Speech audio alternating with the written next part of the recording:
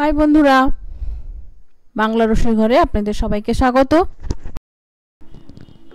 বন্ধুরা, এখন আমের সিজন, যদিও বা এবারে আমের মার্কেট খুবই হাই, তাও আমের বিভিন্ন রেসিপি আমরা এই সময় খেয়ে থাকি।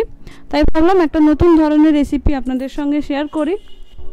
এই রেসিপিটা হয়তো আপনারা আগে খাননি, আশা করি আপনাদের ভালো লাগবে। তো চলুন দেখে নিই কী করছি আজকে। আমি এখানে এক বাটি আমের পাল্প নিয়েছি। এইটা করা কিন্তু খুবই সোজা। একটা স্টিলের ছাঁকনিতে আমটা নিয়ে ঘষলেও এরকম পাল্প বেরিয়ে যাবে। এছাড়া এর থেকে সহজ হলো মিক্সিতে দিয়ে পেস্ট করে ছেঁকে নেওয়া। তবে খেয়াল রাখবেন যেন আমের কোনো আঁশ বা রোয়া না থেকে যায়। এই আমের পাল্প বের করা তালের পাল্প বের করার মতো অত কিন্তু কঠিন না। এবার এটা আমি মেখে নেব, তার জন্য আমের পাল্পটা একটা বড় পাত্রে ঢেলে নিলাম।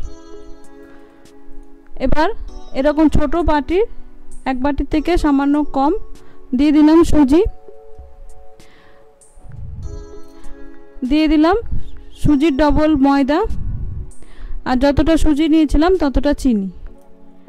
আপনারা সুজির বদলে চালের গুঁড়ো ব্যবহার করতে পারেন। আমি যেহেতু এটা ঠাকুরের জন্য করছি সেহেতু চালের গুঁড়োটা দিচ্ছি না। এবার দিয়ে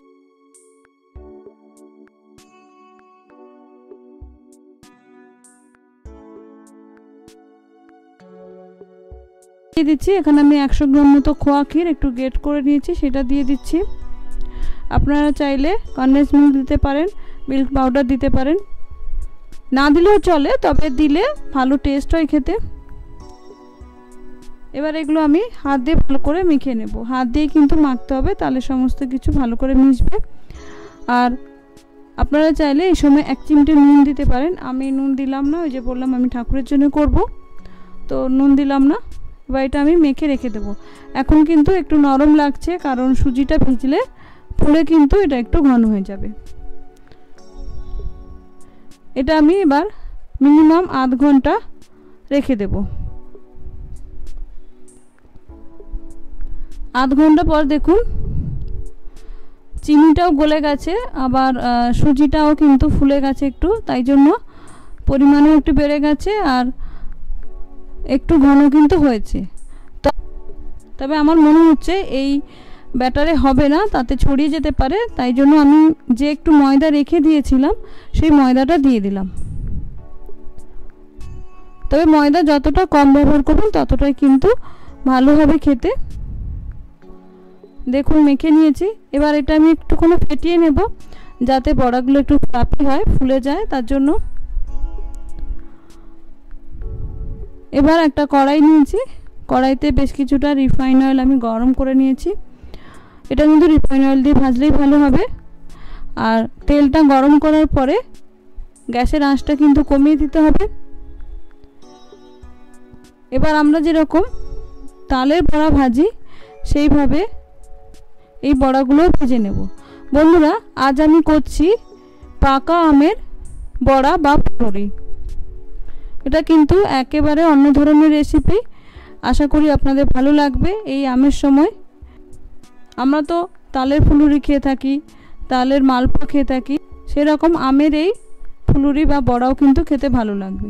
দেখুন আমি দিয়ে দিয়েছি। এবার আঁচটা একটু মিডিয়াম করে দিয়েছি। দেখুন একদিকটা হয়ে গেছে, আমি এবার এটা একটু উল্টে দেব। উল্টে দুদিকটাই গোল্ডেন ব্রাউন করে ভেজে নেব। বন্ধুরা, এই ভাজার সময় কিন্তু খুব সুন্দর গন্ধ বেরোচ্ছে আমের, যেরকম আমরা তালে বড়া ভাজলে তালের বড়ার গন্ধে মোমো করে ঘর, সেরকম কিন্তু এটাও লাগছে। দেখুন আমি একদিকটা উল্টে দিলাম, এবার অন্য পিঠটাও করে নেব।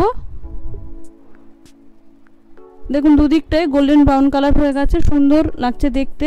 এতে কিন্তু বেশি ভাজার দরকার নেই, তাহলে শক্ত হয়ে যাবে, আবার পুড়েও যেতে পারে। এবার ভালো করে তেলটা ঝরিয়ে আমি কড়াই থেকে তুলে নেব। আপনারা চাইলে একটা টিস্যু পেপারে রেখে এক্সট্রা তেলটা সোক করে নিতে পারেন। তো বন্ধুরা, রেডি আমার পাকা আমের ফুলুরি। দেখুন কতটা সফট হয়েছে, আর দেখতে পুরো তালের বড়ার মতো মনে হচ্ছে, খেতেও কিন্তু খুবই ভালো লাগে।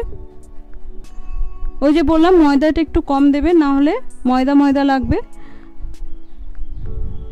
এতে কিন্তু সুন্দর আমের গন্ধও বেরোচ্ছে।